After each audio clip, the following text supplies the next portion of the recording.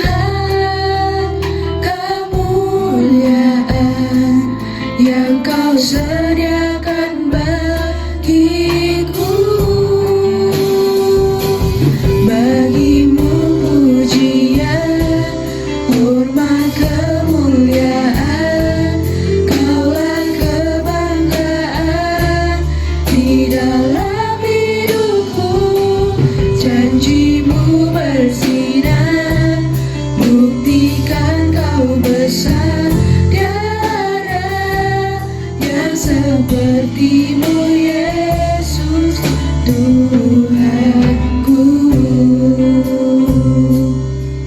Kami mau datang kepadamu Tuhan. Datang padamu. Kami mau bawa segala pujian kami yang terbaik untukmu Tuhan.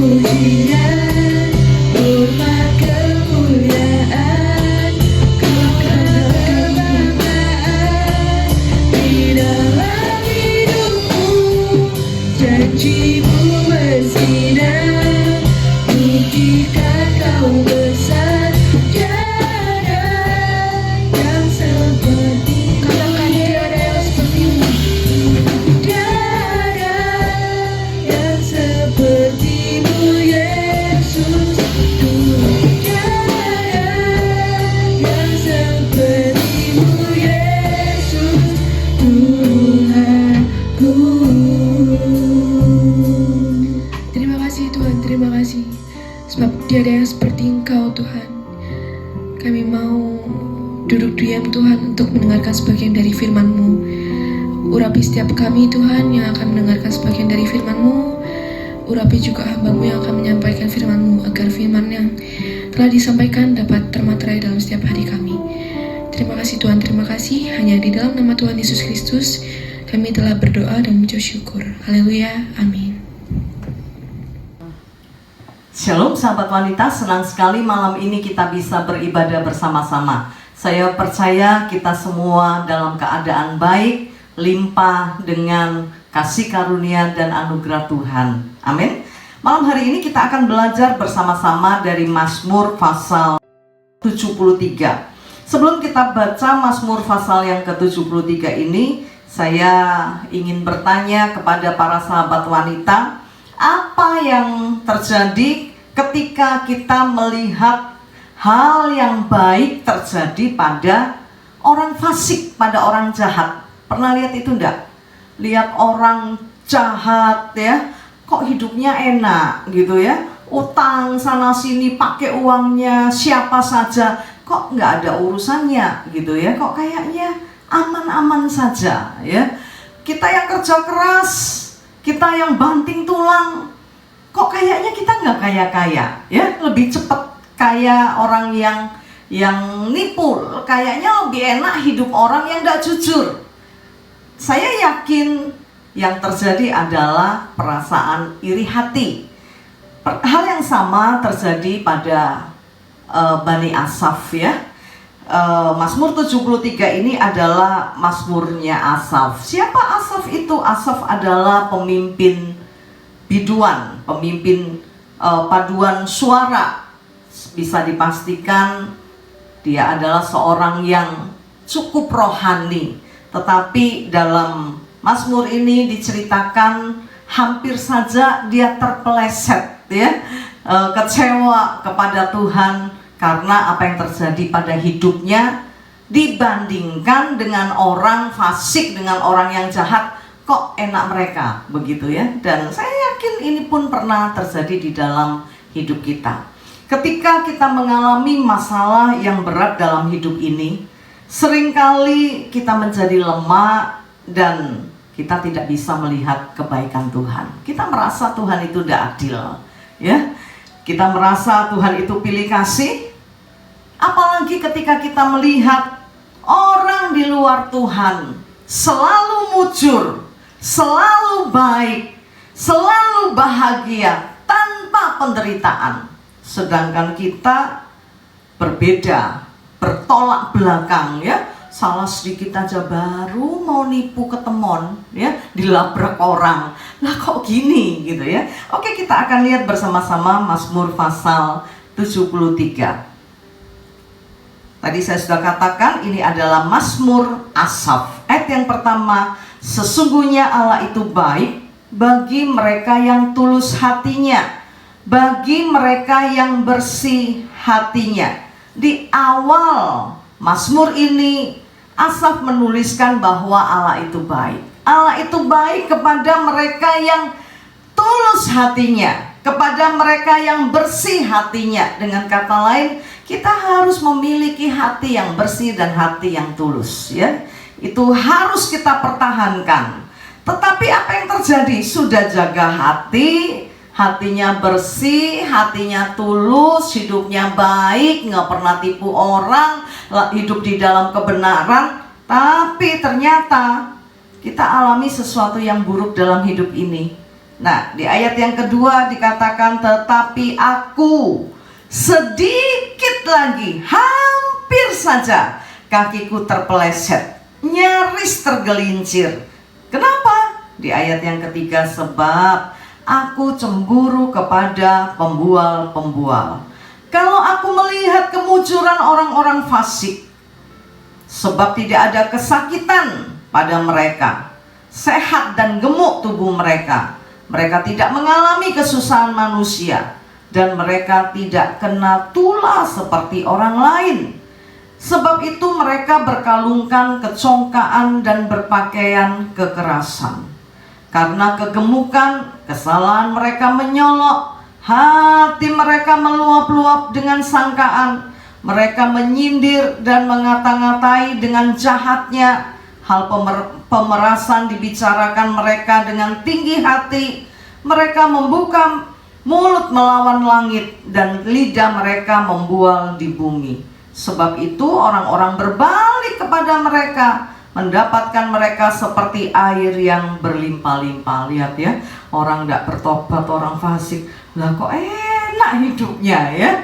Mereka bisa menyombongkan diri, padahal mereka berbuat sesuatu yang tidak benar, tapi hoki terus gitu ya. Semua dalam keadaan baik. 11. Dan mereka berkata, bagaimana Allah tahu hal itu? Adakah pengetahuan pada yang maha tinggi? Sesungguhnya itulah orang fasik. Mereka menambah harta benda dan senang selamanya. Lihat banyak kebaikan yang dialami oleh orang fasik. Ya, orang fasik hoki terus. Udah nipu malah dapat rezeki, dapat undian ya. Udah gak kerja, utang sana sini, kok kalau sing nagih, kok enak ya. Tapi berbeda dengan apa yang sedang kita alami. Mungkin kita sedang mengalami masalah demi masalah, bahkan kita mengalami masalah yang berat. Sedang kita lihat orang fasik, orang yang berdosa, orang yang tidak kenal Tuhan bisa hidup baik seperti itu. Kita jadi cemburu. Karena itu di ayat yang ke-13 dikatakan, sia-sia sama sekali aku mempertahankan hati yang bersih. Ya kayak percuma jadi Kristen, percuma jujur, percuma menjaga hati ini tetap murni, menjaga hati ini baik. Tidak ada gunanya. Mereka yang tidak baik aja hidupnya baik, sedangkan kita yang sudah jaga hidup kita tidak baik, bocai ya.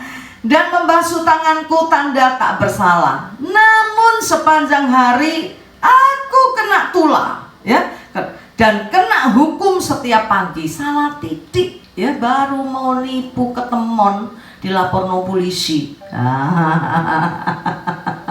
Padahal tidak pernah, baru mau berbuat jahat jadi perkara gede.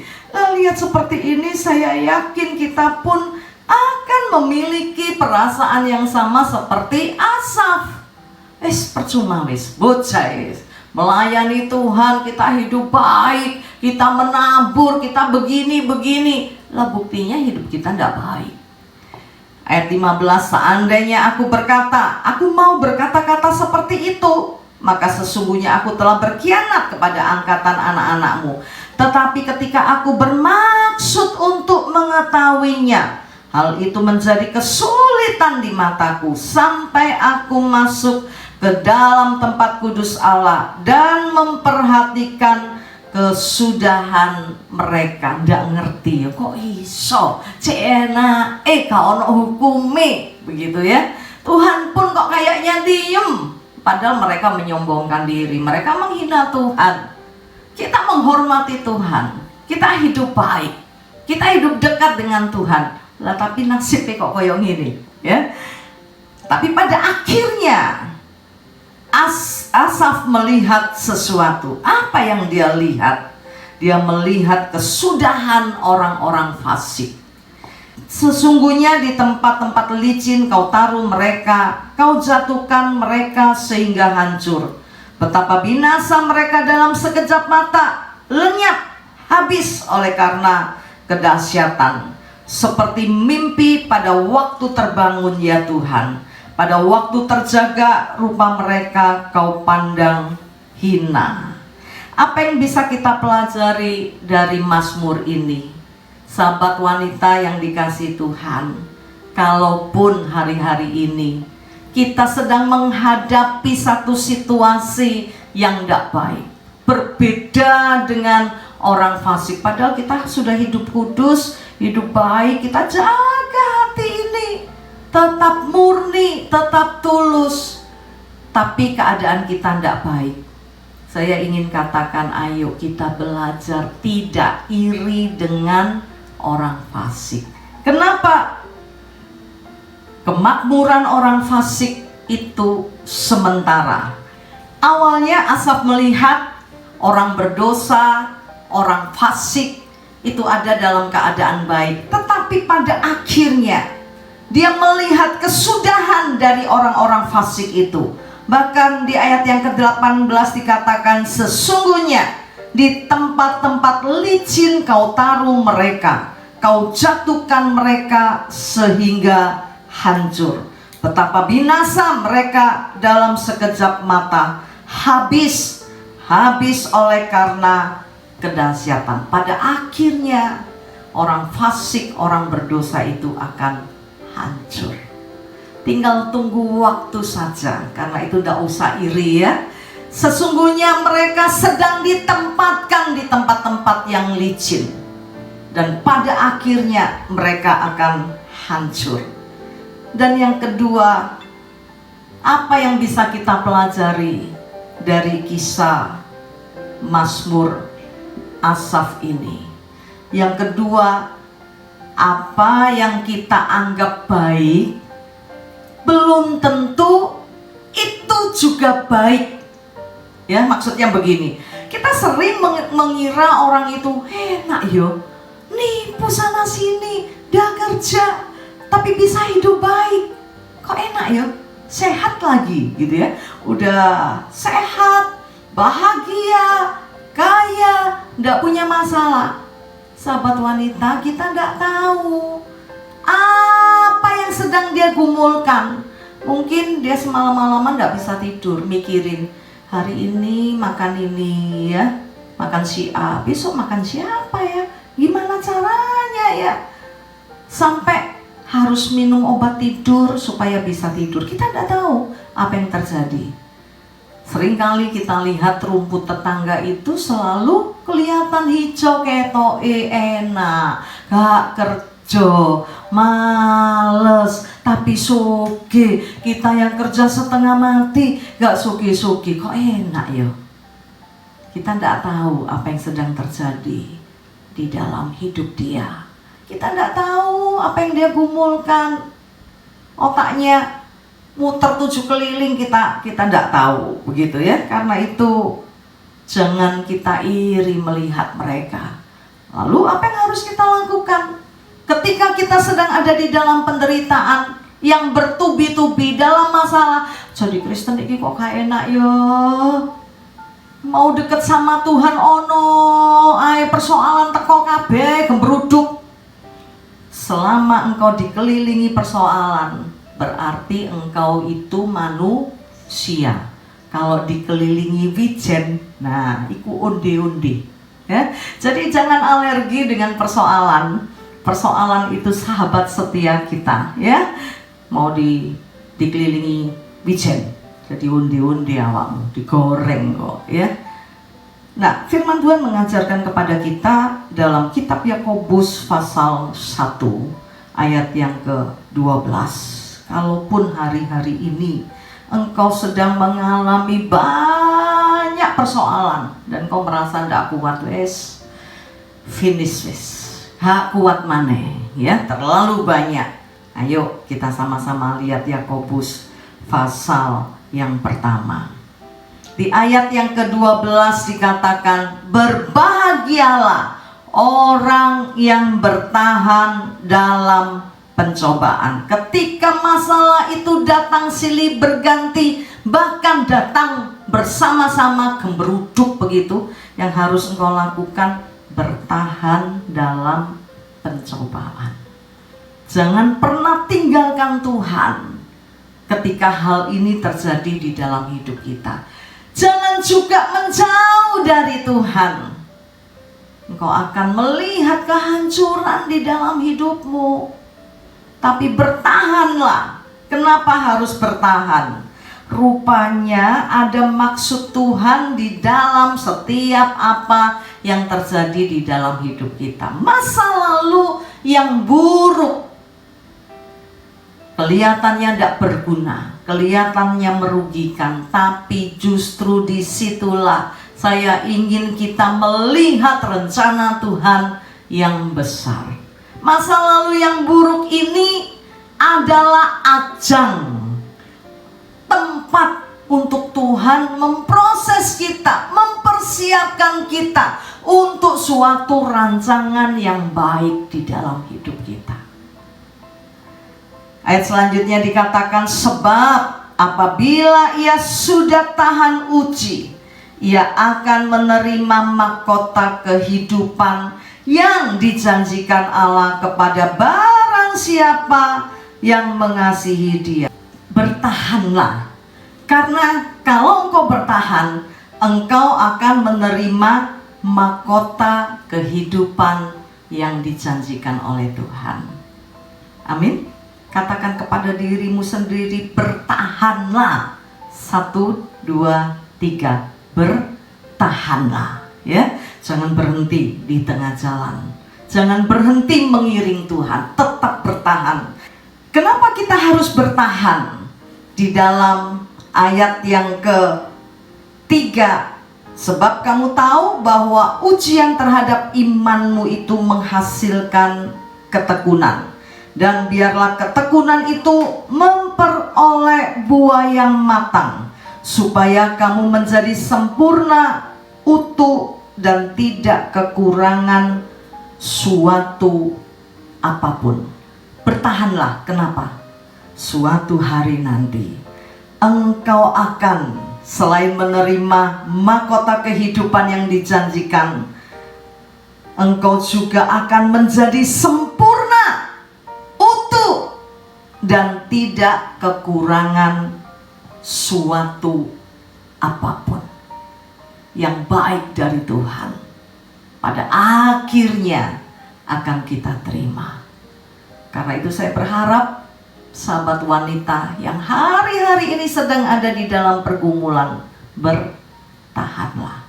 Suatu hari engkau akan ada di dalam satu situasi di mana engkau tidak kekurangan sesuatu apapun. Saya tidak sedang bicara tentang materi.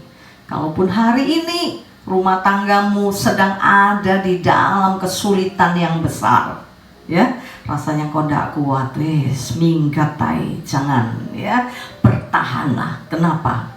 Suatu hari nanti engkau tidak akan kekurangan kebahagiaan.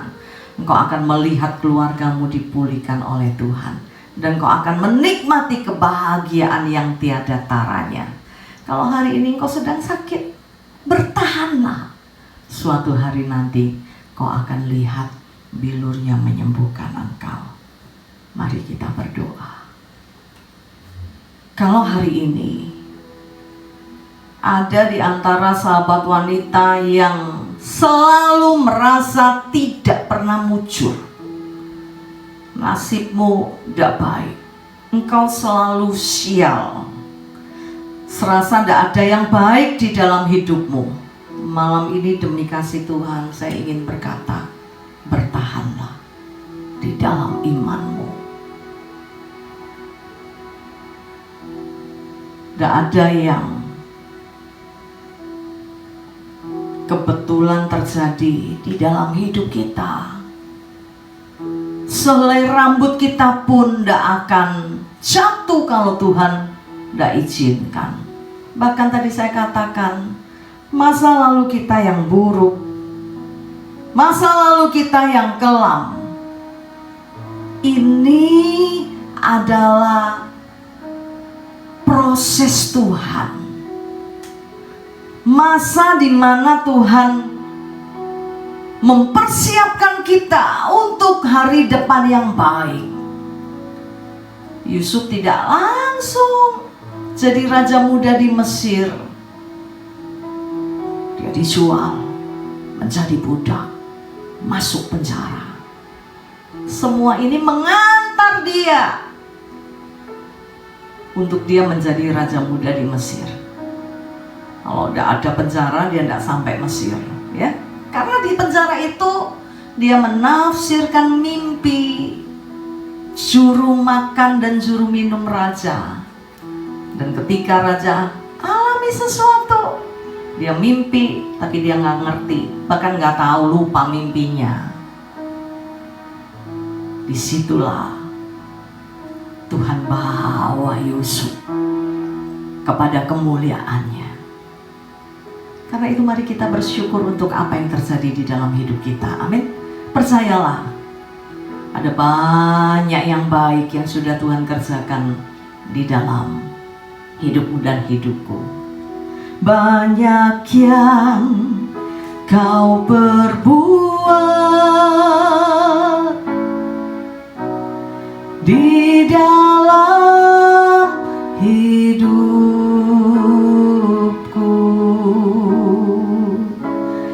rancangan indahmu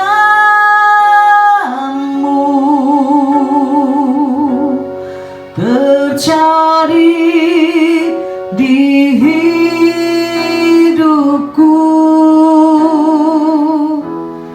Bapa yang mengerti segala yang ku perlu, kasih-Mu sempurna,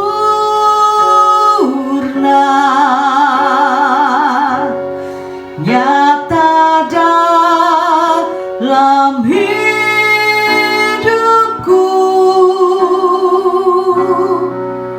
Ku bersyukur Bapa, ku bersyukur Tuhan buat kasih setia-Mu di dalam hidupku. Ku bersyukur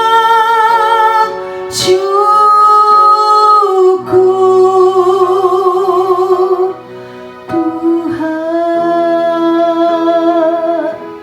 Kalaupun hari ini kau tidak ngerti kenapa engkau ada dalam situasi seperti ini, demi kasih Tuhan, ayo belajar ucap syukur kepada Tuhan. Semuanya itu baik buat kita. Semuanya itu proses untuk kita terima rencana Tuhan yang besar.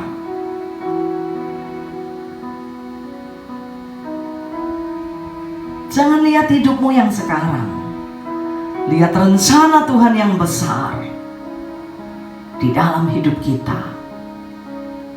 Firman Tuhan berkata, Allah tidak pernah rancangkan rancangan kecelakaan, tapi rancangannya adalah rancangan damai sejahtera.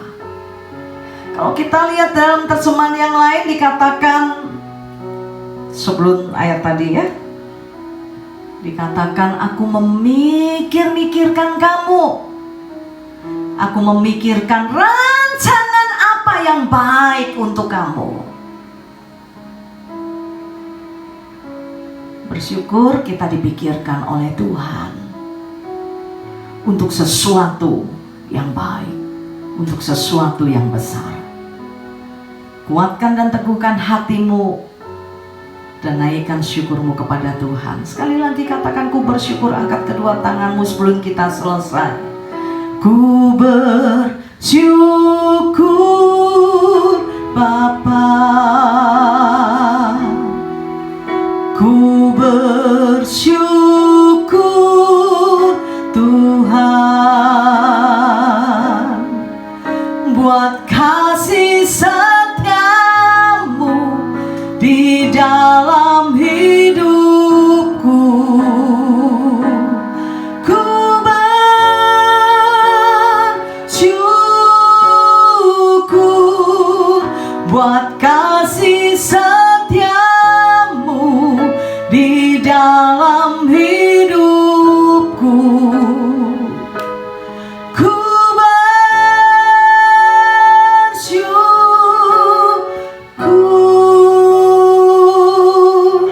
Tuhan. Biar hati kami limpah dengan ucapan syukur kepadamu Bapa. walaupun kami tidak mengerti kenapa semuanya ini harus terjadi di dalam hidup kami. Yang kami tahu, Engkau suami bagi istri yang ditinggalkan. Engkau bapa bagi anak yatim. Kami tidak pernah Kau biarkan sendiri. Kalau ada single parent, Tuhan menguatkan dan meneguhkan hati mereka.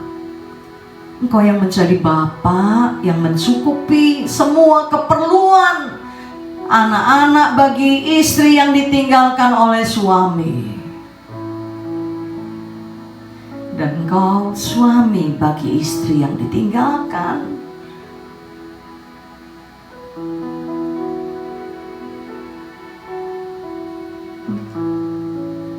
Kebaikan-Mu limpah atas setiap single parent yang ada. Kami akan lihat kebaikan Tuhan, supaya Tuhan dipuji-puji dan dimuliakan. Terima kasih Bapa, terima kasih buat firman-Mu. Kami bersyukur kepada-Mu. Dan sebelum kami selesaikan ibadah kami malam hari ini, kami angkat tangan ke surga. Kami terima berkat rahmat dan anugerah dari Allah Bapa, di dalam cinta kasih dari Putra-Mu yang terkasih Tuhan kami Yesus Kristus, dan di dalam persekutuan dengan Roh Kudus menyertai kami.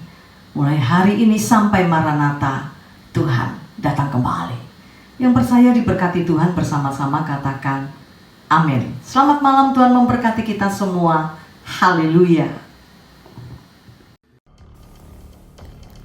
Bagi sahabat wanita yang membutuhkan doa dan konseling, bisa menghubungi Pastor Elizabeth Low di nomor WhatsApp 0812 310 11 000. Terima kasih, Tuhan Yesus memberkati.